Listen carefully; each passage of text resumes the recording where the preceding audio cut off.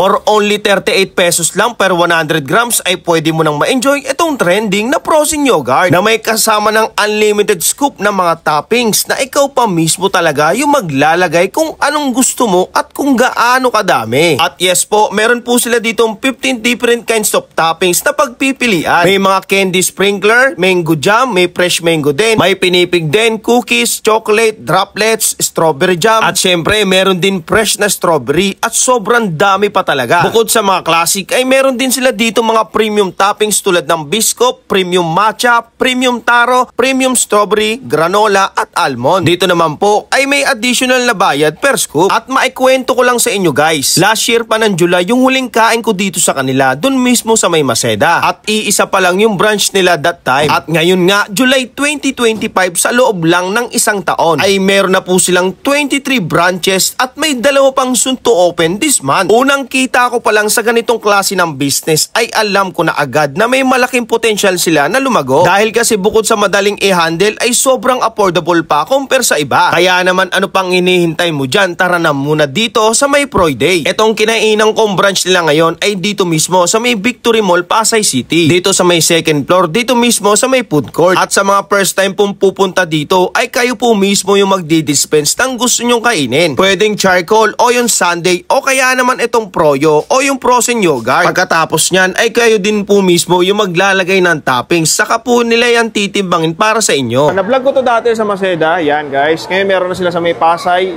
Dito mismo sa may Victory Mall, Pasay City, ayan.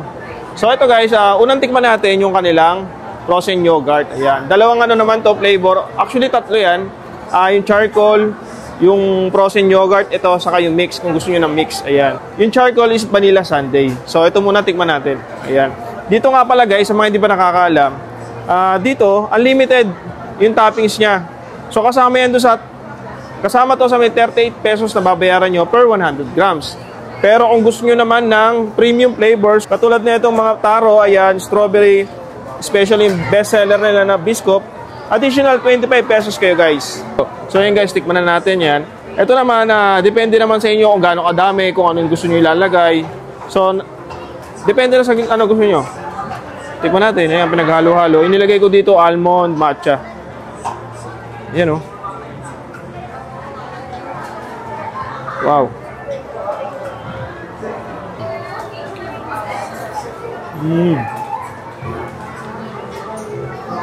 Masarap yung mismong frozen yogurt nila. Kasi hindi siya sobrang asim. Yung parang maano ka, mapapagalong ka. Tama-tama lang. Masarap. Tapos, napakamura pa. 38 pesos lang ha. So guys, ito na yung charcoal nila. Ayan, titikman na natin. Wow.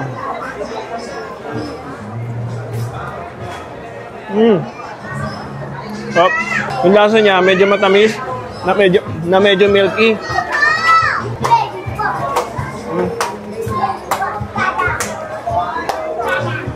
Yung toppings, taro.